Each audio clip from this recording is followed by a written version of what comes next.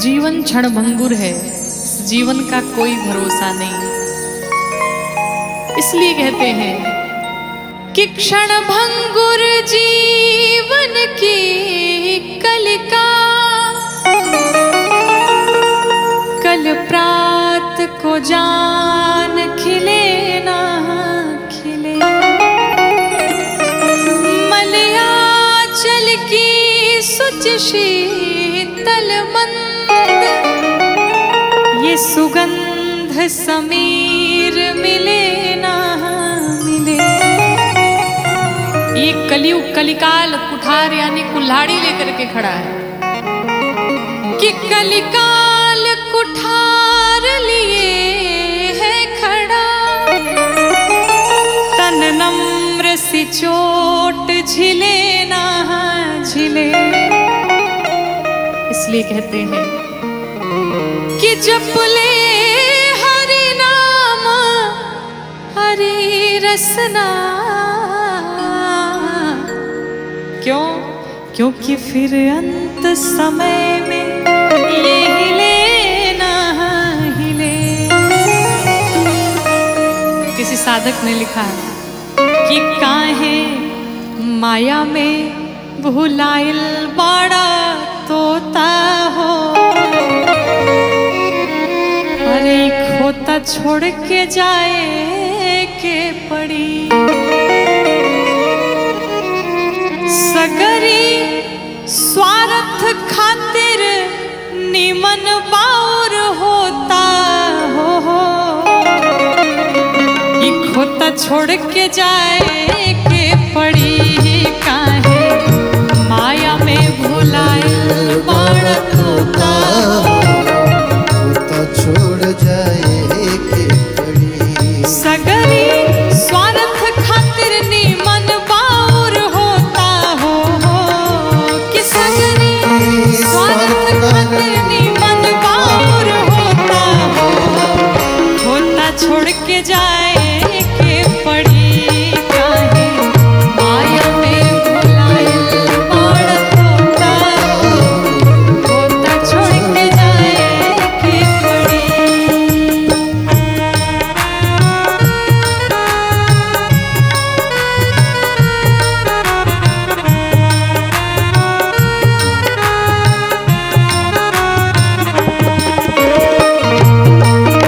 राघवेंद्र सरकार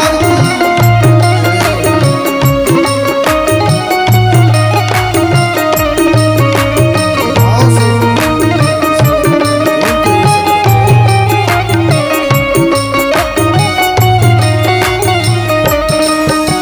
चाहे आप जितना भी धन कमा लीजिए, साधक कहता है लाख करोड़ धन तू कमैबा। लाख करोड़ धन लाख करोड़ धन तू कमैबा। लाख करोड़ धन खाला खियाला ना त काले के जइबा। खाला खियाला नाता काले के जई। हाँ खाला खियाला ना त काले के जइबा। खाला खियाला नाता काले के जई। जो कुछ भी है दान करिए, भोग करिए, अन्यथा यहाँ पर सब धरा का धरा ही रह जाएगा। और अंत समय में कितनी सुंदर बात कही साधक ने, क्या कि ताहर छीन ली है पहिरल लंगोटा हो।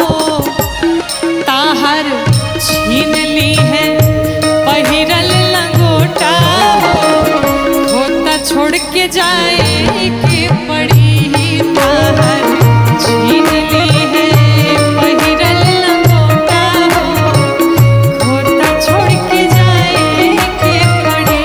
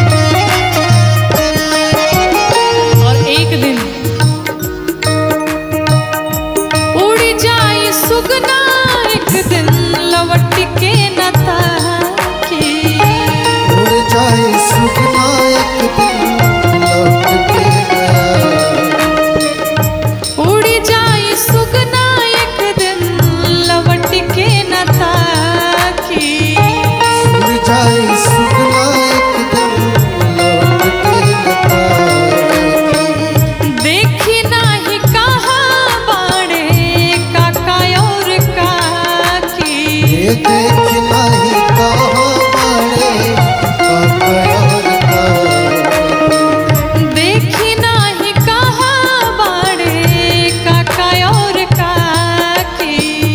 देख नहीं कहाँ बड़े और का और चाहे कोई भी हो, राजा रंग होखे चाहे हर जोता हो, कि राजा रंग होखे चाहे हर जोता हो, होता छोड़ के जाए के पड़ी ही। राजा रंग होखे चाहे हर जोता हो, होता छोड़ के जाए के पड़ी ही। काहे माया में भुलाए बड़ तोता हो, होता छोड़ के जाए के पड़ी।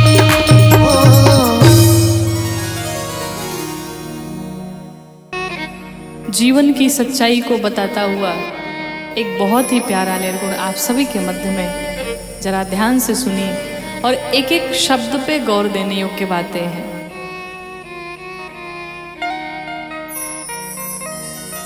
झर झर नयनवा बही, थर थर बदनवा चूही, हर हर लो।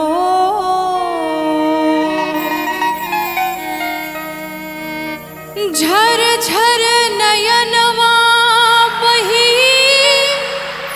थर थर बदनवा चूही, हर हर लो। फर फर सुगनवा जहिया, अरे उड़ी जई है हो जैसे सेन्ही पाके चोर।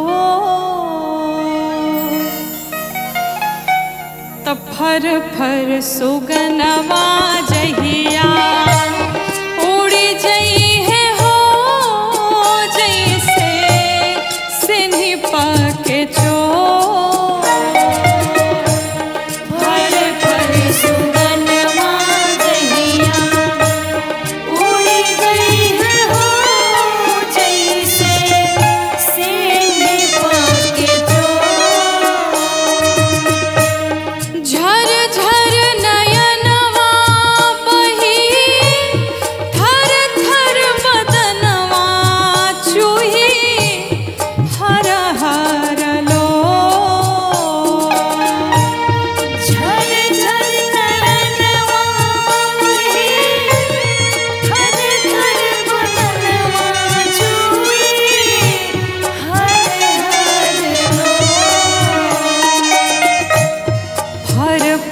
सुगनवा जहिया, उड़ी जई है हो जैसे सेन्ही पाके चोर। फर फर सुगनवा जहिया, उड़ी जई है हो जैसे सेन्ही पाके चोर।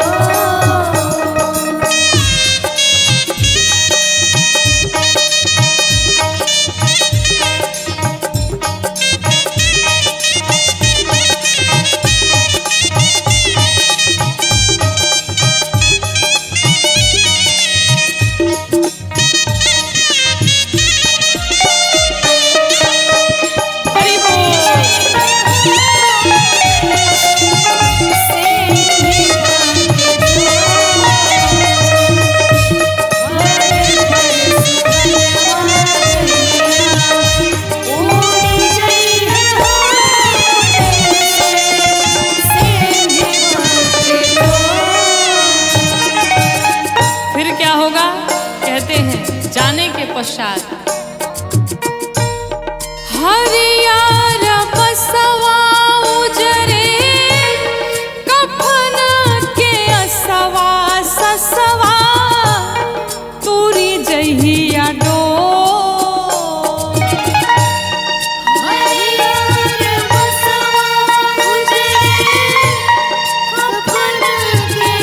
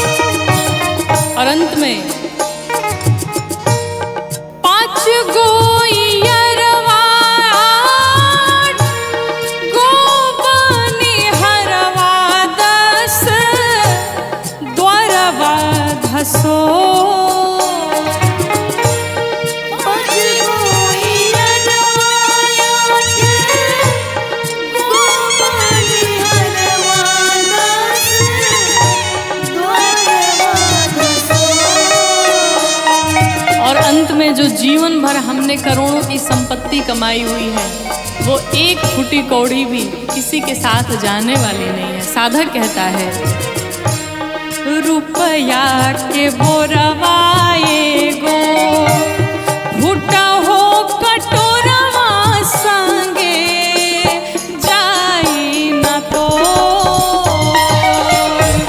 रुपया के बोरवाए गो फूटा हो कटोरवा संगे जाई है न तो।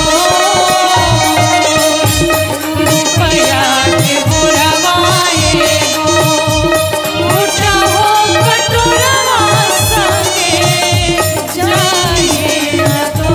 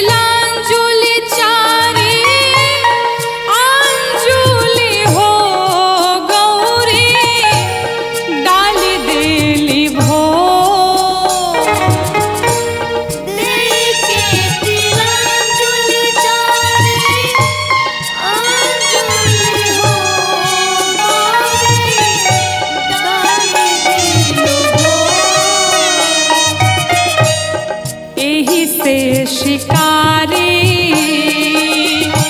हरारी भज हो कौआ मारी न ठोर।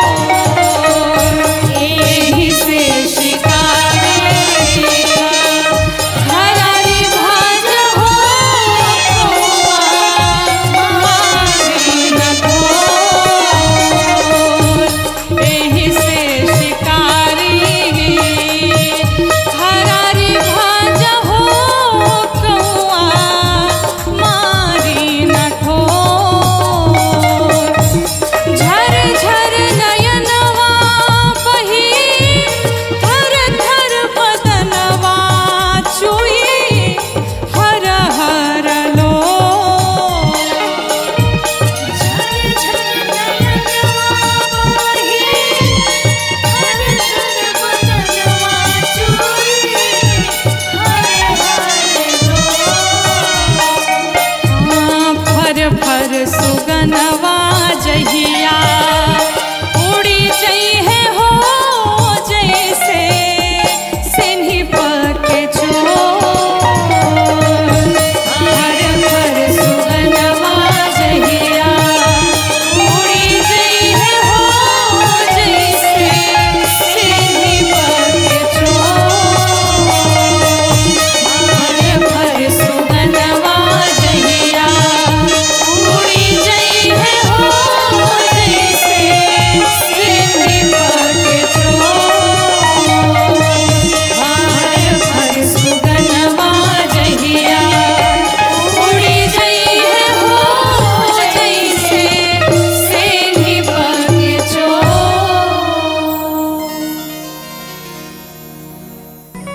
कहते इस जीवन का कोई भरोसा नहीं। इस संसार में जितने भी लोग आपसे जुड़े हैं, सब स्वार्थ के नाते ही जुड़े हैं। स्वार्थ लाग करई सब प्रीति। एक भगवान से ही ऐसा संबंध है जो भगवान बिना कारण ही कृपा करते हैं, बिना कारण ही करुणा करते हैं, बिना कारण ही अपने भक्तों से अगाध प्रेम करते हैं। तो अगर किसी से प्रेम करना है तो श्री ठाकुर जी से प्रेम किया जाए, श्री गोविंद से प्रेम किया जाए, माधव से प्रेम किया जाए। क्योंकि कहते हैं कि अगर आपके पास मनी है तो आपके पास मेनी है, यानी आपके पास पैसे हैं तो आपसे बहुत सारे लोग जुड़े हैं। अगर पैसे नहीं हैं तो फिर आपके पास कोई नहीं बचेगा। एक बहुत ही सुंदर निर्गुण भजन, आइए हम सभी मिलके गाते हैं। कि तोता दुनिया के मेला में अकेला हो अचुके कौनो खेला हो जाई कि तोता दुनिया के मेला में अकेला हो अचके कौनो खेला हो जाई तोता दुनिया के मेला में अकेला हो अचके कौनो खेला हो जाई मिली कबो ना करैली बोके केला हो कि मिली कबो ना करैली बोके केला हो अचके कौनो खेला हो जाई तोता दुनिया के मेला में अकेला हो अचके कौनो खेला हो जाई तोता दुनिया के मेला में अकेला हो अचके कौनो खेला हो जाई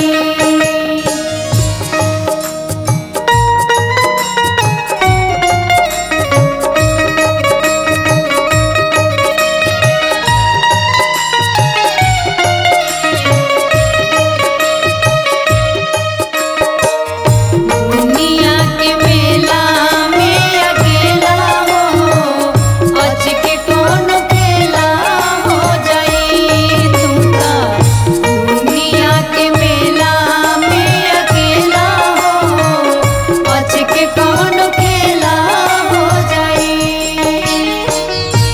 जान की जीवन नाथ दश शीश हंता दश शीश हंता दश शीश हंता ऊहे एकमात्र हवे जग के नियंता जग के नियंता जग के नियंता जान की जीवन नाथ दश शीश हंता ऊहे एकमात्र हवे जग के नियंता ओही जगत गुरु के बान चेला हो कि ओही जगत गुरु के बान चेला हो अचके कौनो खेला हो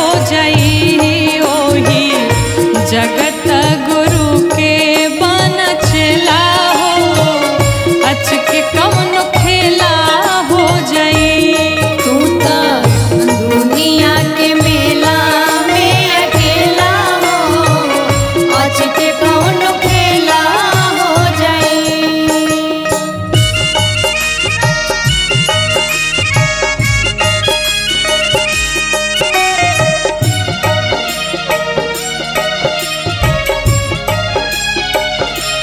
तोता दुनिया के मेला में अकेला हो अचके कौनो खेला हो जाई तोता दुनिया के मेला में अकेला हो अचके कौनो खेला हो जाई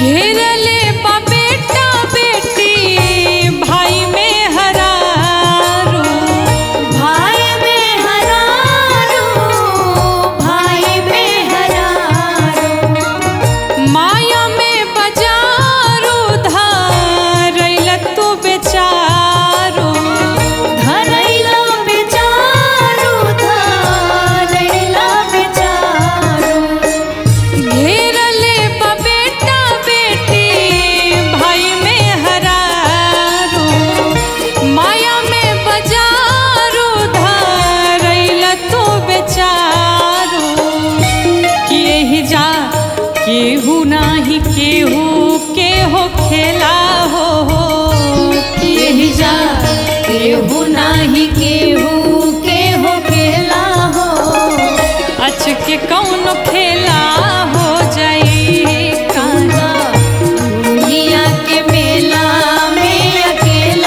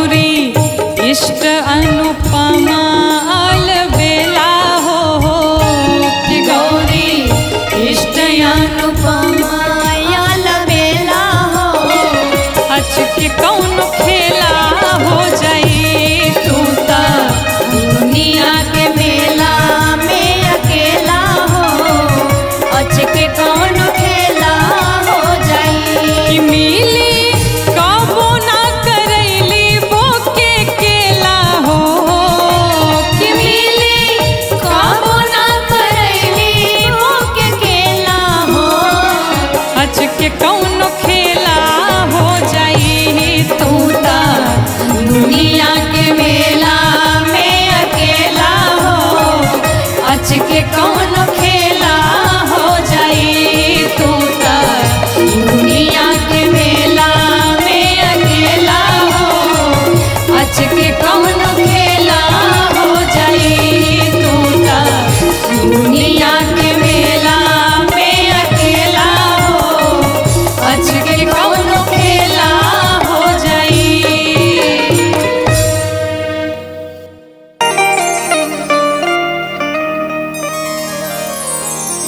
सब कुछ छूटी हो सब कुछ छूटी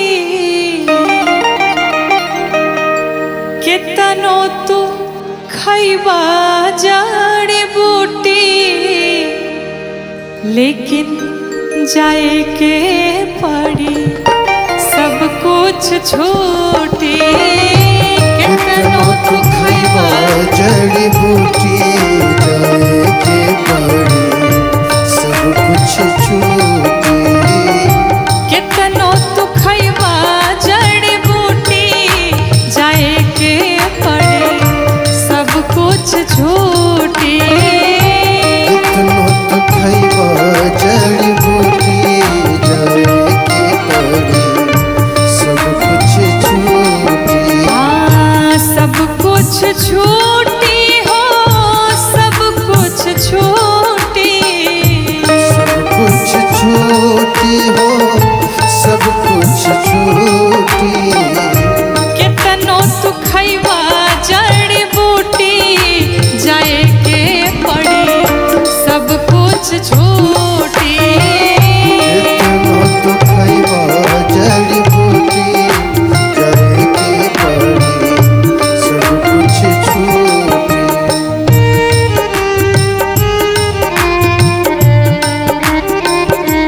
हरि बोल।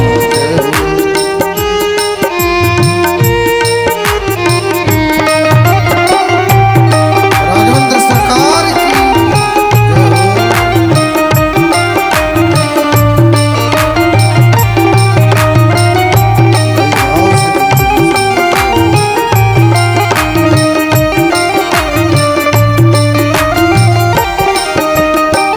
बिल्डिंग आलीशान संग मरमर के मकान हो आलिशान संग मरमर के मकान हो सारा मृत्यु लोक के साधन समान हो सारा मृत्यु लोक के साधन समान हो बिल्डिंग आलीशान संग मरमर के मकान हो आलिशान संग मरमर के मकान हो सारा मृत्यु लोक के साधन समान हो सारा मृत्यु लोक के साधन समान हो जाई नाही साथे कौड़ी फूटी जाए के पड़ी सब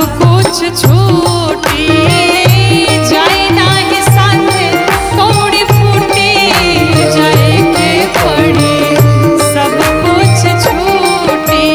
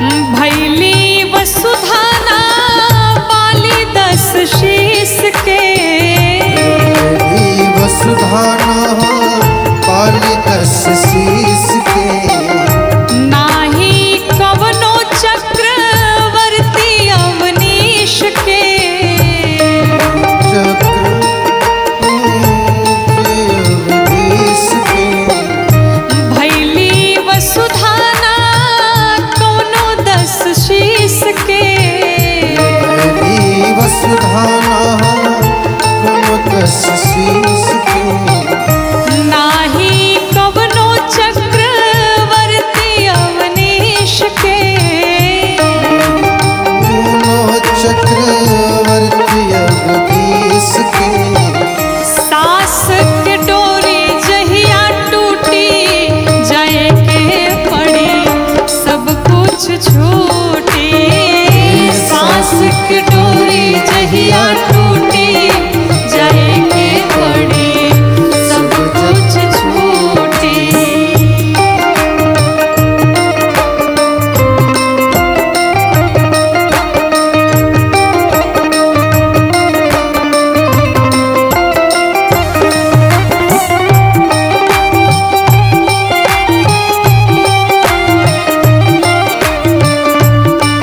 राघवेंद्र सरकार की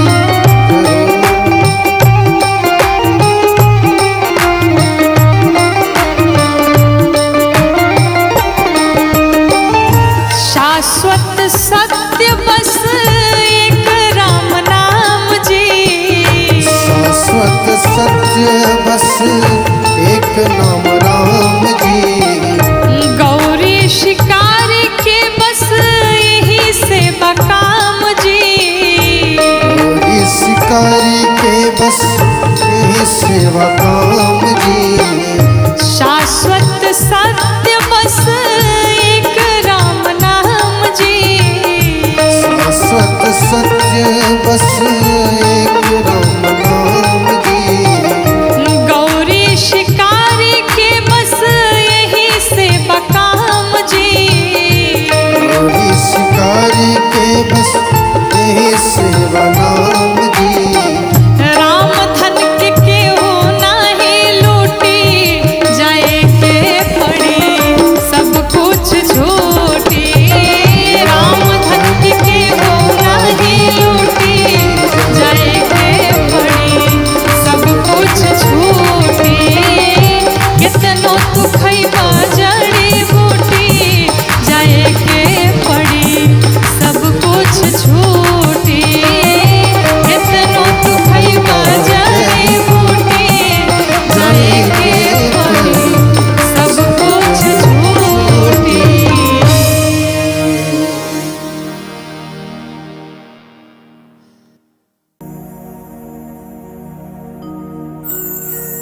बैठल अरे रोवेली गुजरिया हो। बैठल रोवेली गुजरिया हो। आई चुनरिया में दाग लागल। बैठल रोवेली गुजरिया हो। चुनरिया में दाग लागल। कैसे जाई पिया के नगरिया हो। कैसे जाई पिया के नगरिया हो। चुनरिया में दाग लागल। बैठल रोवेली गुजरिया हो। चुनरिया में दाग लागल।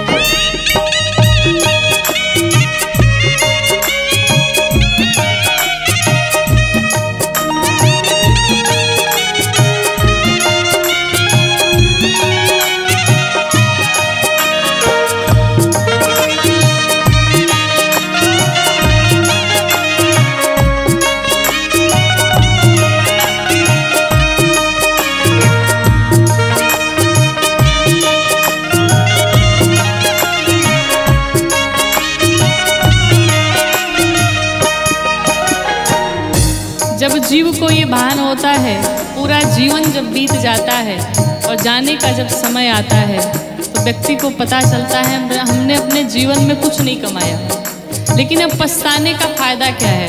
साधक कहता है, आइल भगवाना के हमरो संदेशवा, आइल भगवाना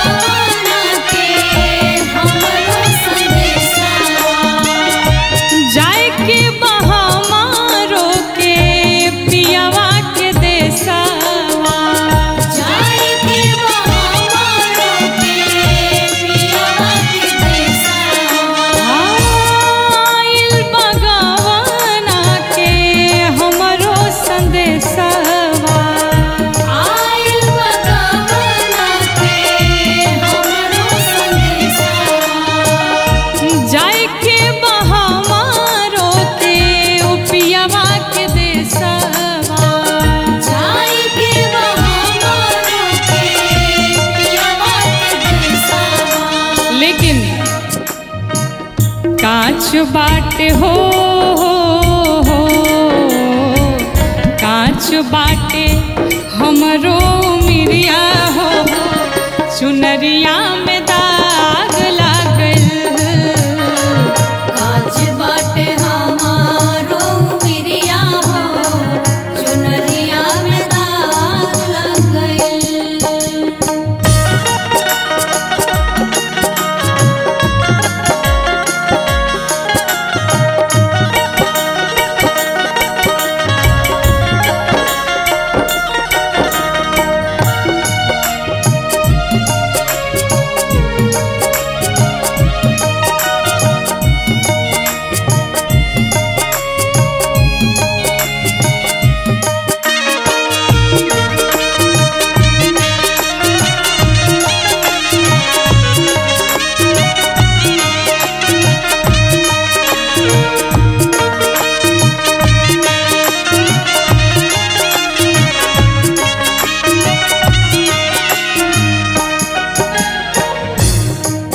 ये धरती पर जहाँ हम आकर के सभी मनुष्य सारे प्राणी रहते हैं, ये हम सभी का मायका है और भगवान का घर हम सभी का ससुराल है। आप एक बार विचार करिए, कोई भी कन्या अपने मायके में जब आती है तो कितने दिनों तक मायके में रह सकती है? थोड़े दिनों तक। लेकिन इस मायके में आकर के हमने आपने मिलकर के 4 प्रकार के मित्र बनाए। कौन कौन से? काम, क्रोध, लोभ, मोह, ये 4 प्रकार के हमारे मित्र हैं और दिन रात हम इसी के सानिध्य में रहे, इन्हीं से हमने प्रेम किया। साधक कहता है, नैहर में 4 गो यार बनवाली, नैहर में 4 गो यार बनवाली। दिन रात उन्हीं से नैना लड़वाली, दिन रात उन्हीं से नैना लड़वाली। नैहर में 4 गो यार बनवाली, नैहर में 4 गो यार बनवाली। दिन रात उन्हीं से नैना लड़वाली। दिन रात उन्हीं से नैना लड़वाली। उनके सुतवली हमसे जरिया हो, उनके सुतवली हमसे जरिया हो, चुनरिया में दाग लागल। बैठल रोएली गुजरिया हो, चुनरिया में दाग लग गइल।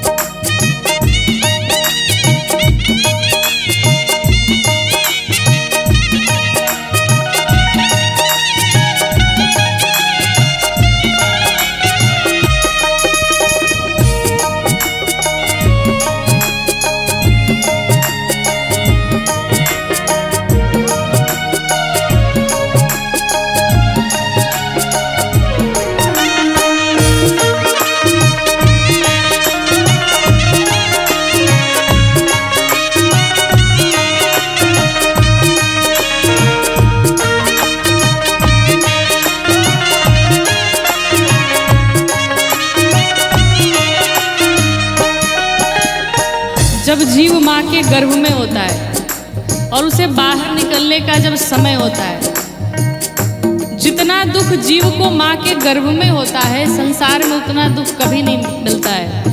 कहा गया, गर्भवासम समम दुखम न भूतो न भविष्यति। इतना कष्ट मिलता है और वो छोटा सा बालक तड़फड़ाता रहता है माँ के गर्भ में। भगवान से विनती करता है, प्रभु एक बार बाहर कर दीजिए इस गर्भ से, संसार में जाऊंगा, पुण्य करूंगा, भजन कीर्तन करूंगा और ऐसे सुंदर कार्य करूंगा कि दोबारा इस गर्भ में मुझे आना न पड़े। मैं वचन देता हूँ। भगवान से ये वादा करता है, लेकिन जीव जैसे ही गर्भ से बाहर आता है, भगवान की सारी बातें भूल जाता है और संसार के विषयों में लिपट जाता है। साधक कहता है, साच बात पिया वाके हम भूल गईली, साच बात पिया वाके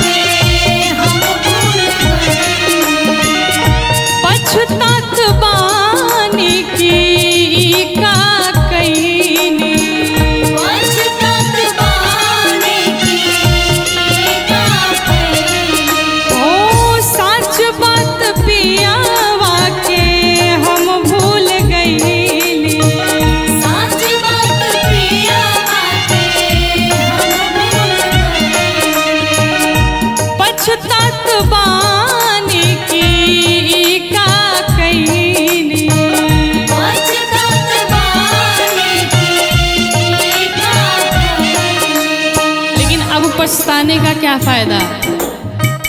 डोली आइल हो डोली आइल हमारी दुवरिया हो, चुनरिया में दाग लागल।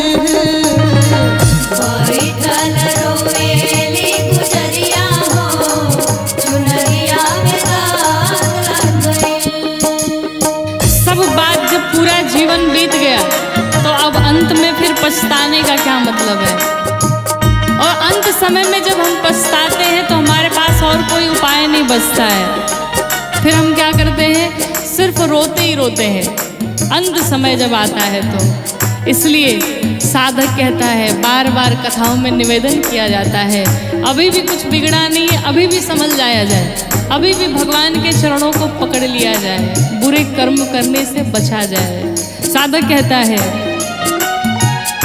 चुनरी के दाग हम कैसे छोड़ाइब, चुनरी के दाग हम कैसे छुड़ाइब, कैसे सजनवा के मुहवा दिखाइब, कैसे सजनवा के मुहवा दिखाइब। ओ चुनरी के दाग हम कैसे छोड़ाइब, चुनरी के दाग हम कैसे छुड़ाइब, कैसे सजनवा के मुहवा दिखाइब।